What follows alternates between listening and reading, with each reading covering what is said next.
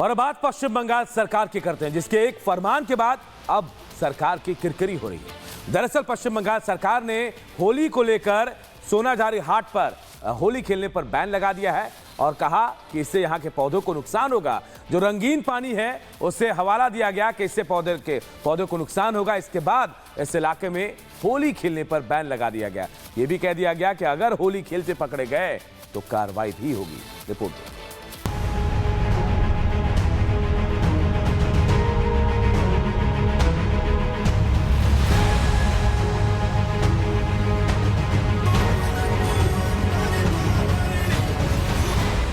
पूरब से पश्चिम, उत्तर से दक्षिण, पूरे देश में होली की तैयारियां जोरों पर है। कुछ ही घंटे बचे हैं जब देश में होली धूमधाम से मनाई जाएगी। कुछ जिलों में तो लोगों ने रंग खेलना यानी होली मनाना शुरू भी कर दिया है।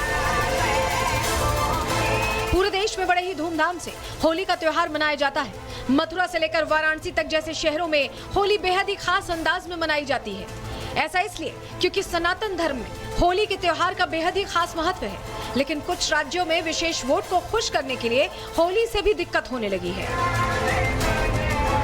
पश्चिम बंगाल में ममता सरकार और तेलंगाना में कांग्रेस सरकार ने तो होली पर नया तुगलकी फरमान जारी कर दिया है। ऐसा फरमान जो सीधे सनातनी त्योहार पर चोट करने जैसा है।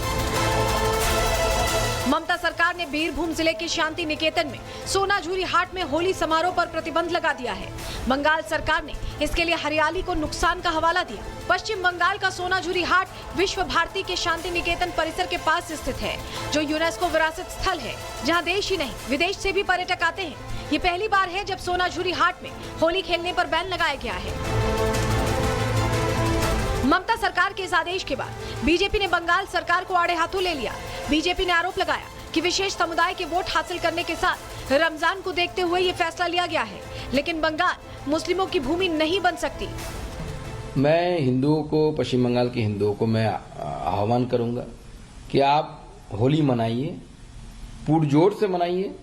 जितने भी पुलिस की बाधा होगी हम सब एक साथ मिलकर लड़ेंगे। बंगाल में इससे पहले भी ऐसे शासक आए, तो ये बंगाल की भूमि है, श्री चैतन्य महाप्रभु की भूमि है। इस भूमि को ममता बनर्जी जैसे लोग जितना भी कोशिश कर ले, इसको इस्लाम की भूमि नहीं बना सकते। इस तुगलकी फरमान में बंगाल सरकार से तेलंगाना की सरकार एक कदम आगे निकल गई। रेवंत रेड्डी सरकार ने हैदराबाद और साइबराबाद के लिए नई अधिसूचना जारी की। साथ ही वहां के लोगों पर कड़े नियम थोप दिए कि सार्वजनिक जगहों पर बाइक गाड़ी नहीं ले जा सकेंगे, होली की टोली नहीं निकाल सकेंगे।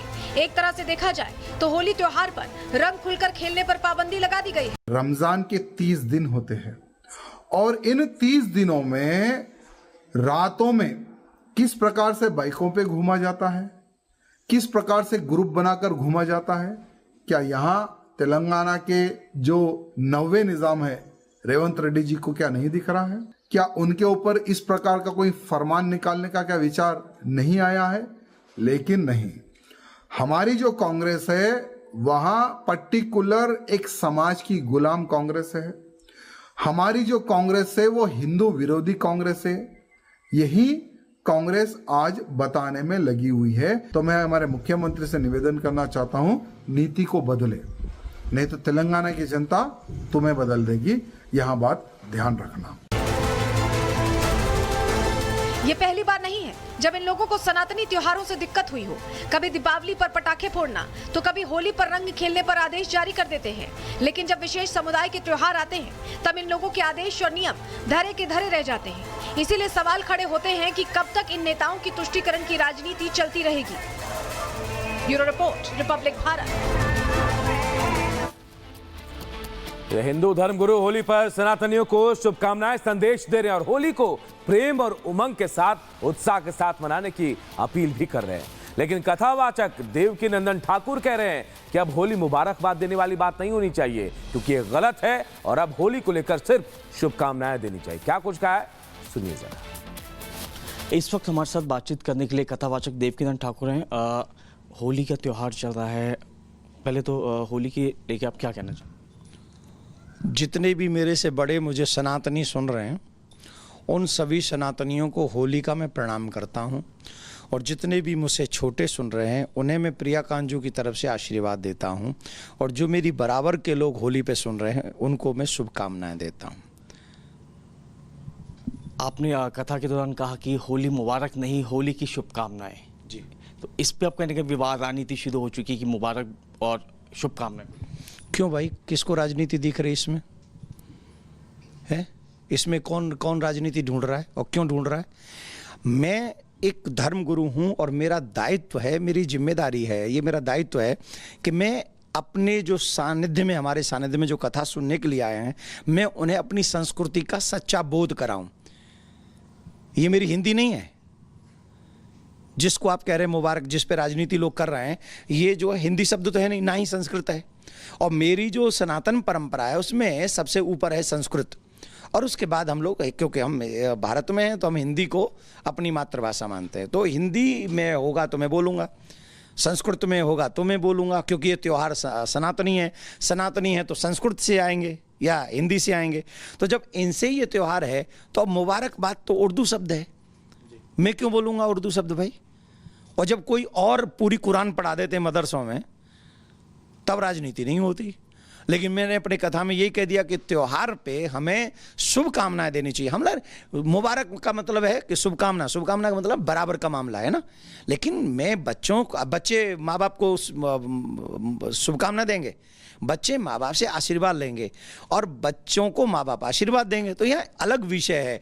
तो हमारे त्योहारों को जानने का मतलब है, जब तक आप जानोगे नहीं तब तक इस बात को समझोगे नहीं। तो मैं ये निवेदन करूंगा, जितने भी आर भारत के माध्यम से मुझे पूरी दुनिया में लोग सुन रहे हैं, उनसे एक ही निवेदन है मेरा, आप अपने धर्म को, उत्सवों को समझिए। और अगर मैं अपने सनातन का प्रचार प्रसार नहीं करूंगा तो कौन करेगा? उसे धर्माचार्य नहीं कहा जा सकता जो डर के, भय के कारण, या मेरा कुछ लुट न जाए, या मेरी छवि न खराब हो जाए, या मेरा ये ना हो जाए, उसके कारण जो व्यक्ति अपने धर्म की रक्षा नहीं करता उसे धर्माचार्य नहीं कहा जा सकता। धर्माचार्य वही है जो धर्म के लिए खड़ा हो। कम से कम जानी तो जाएगी, लेकिन मैं अपने समाज को सिखाऊंगा वो जो मेरे सनातन के लिए अच्छा हो। और ये मेरा दायित्व है, मैं अपना दायित्व निभा रहा हूं। जिसे बुरा मानना है वो बुरा माने, जिसे राजनीति करनी है वो राजनीति करे।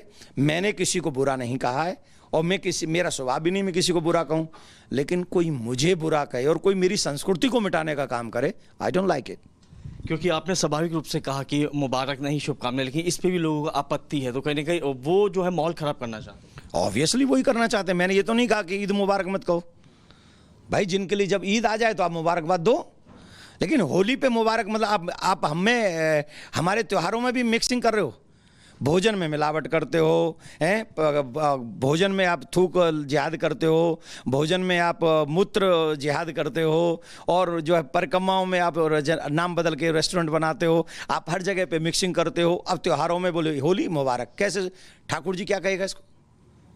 तो हम तो ये कहेंगे, और ये इसके पीछे हम किसी की बुराई नहीं कर रहे हैं, हम किसी की भाषा का अपमान नहीं कर रहे हैं। जब ईद आएगी और हमें लगेगा कि हमें किसी को मुबारकबाद देना चाहिए तो हम ईद मुबारक कहेंगे। लेकिन उसके लिए हमारे लायक, जब हमारे मन में संतोष होगा कि हमारे त्यौहार का सम्मान है, तो हम भी करेंगे। नहीं तो तुम अपना त्यौहार मनाओ, हम अपना त्यौहार मना रहे हैं। नो मुबारक, ओनली शुभकामनाएं। क्योंकि कुछ लोग जो है आपकी इस भाषा से कहने का समर्थन भी दे रहे हैं कि हाँ, होली शुभकामनाएं होनी चाहिए, मुबारक नहीं होना चाहिए। तो शुभकामना क्या है? शुभ माने अच्छा होना। तो हम तो ये कह रहे हैं कि होली सबके लिए शुभ हो। सब में तो वो भी आ गए जो इस देश में रह रहे हैं। अगर हम सबके लिए शुभकामना कर रहे हैं तो वो भी आ गए। तो हम तो सभी के लिए कह रहे हैं कि होली सबके लिए शुभ हो, पर मुबारक हम नहीं कह सकते होली। अब मिलावट नहीं कर सकते। वो यहाँ कोई अर्धनारीश्वर की पूजा थोड़ी हो रही है कि आधे महादेव आधे नारी, वो सिस्टम नहीं चलेगा। यहाँ तो वही सिस्टम चलेगा, होली की शुभकामना। और आपके चैनल के माध्यम से आप सब सनातनियों से कह रहा हूँ, गर्व से कहो हम सनातनी हैं, और सनातनी उत्सवों को सनातनी तरीकों से मनाएं। और फिर कह रहा हूं, होली का त्यौहार नशा का त्यौहार नहीं है, शराब